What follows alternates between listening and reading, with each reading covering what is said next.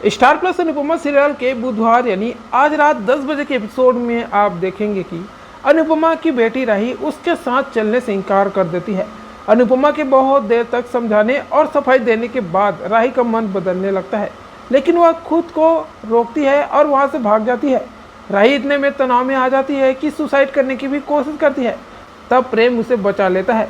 प्रेम उसे समझाता है कि अगर उसे अपनी माँ से नाराज़गी है तो उसे उनसे सवाल करना चाहिए और उनका सामना करना चाहिए, न कि यूं चोरों और कायरों की तरह उनसे मुंह छिपाकर भाग जाना चाहिए। राही बदतमीजी पर उतर आती है और प्रेम को भी खरी खोटी सुनाकर वहां से भाग जाती है। इधर माही कृष्णा कुंज में सभी को बताती है कि छोटी मिल गई है और अनुपमा उसे लेकर वापस आ रही है। यह सुनते ही कृष्णा कुंज में हलचल मच जाती है। हर कोई अपनी अपनी तरह से कयास लगाना शुरू कर देते हैं। कोई भी छोटी के वापस आने की बात सुनकर खुश नहीं है। उधर लीला तोसू को सलाह देती है कि इससे पहले कि अनुपमा यहाँ आकर हंगामा खड़ा करे, उससे ही फ़ोन करके अनुपमा को बता देना चाहिए कि क्लाउड किचन में क्या क्या हुआ है।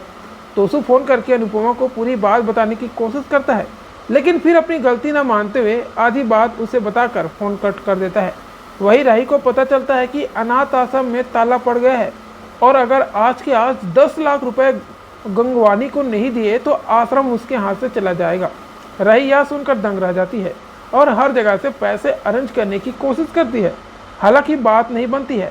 हर कोई राही को इतनी बड़ी धनराशि एक साथ देने से मना कर देता है। वही राही यह सोचकर घबरा जाती है कि सिर से सच चली जाने के बाद अब बच्चों का क्या हाल होगा। वही राही के पास अब पैसे का इंतजाम करने का एक ही विकल्प बच जाएगा। वही उसके गोद में एक पैम्पलेट गिरेगा जिसमें माँ लिखा होगा। इसके बाद जो राही है वो दौड़कर अपनी माँ अनुपमा के पास जाती है और अनुपमा की खुशी का ठिकाना नहीं रहता।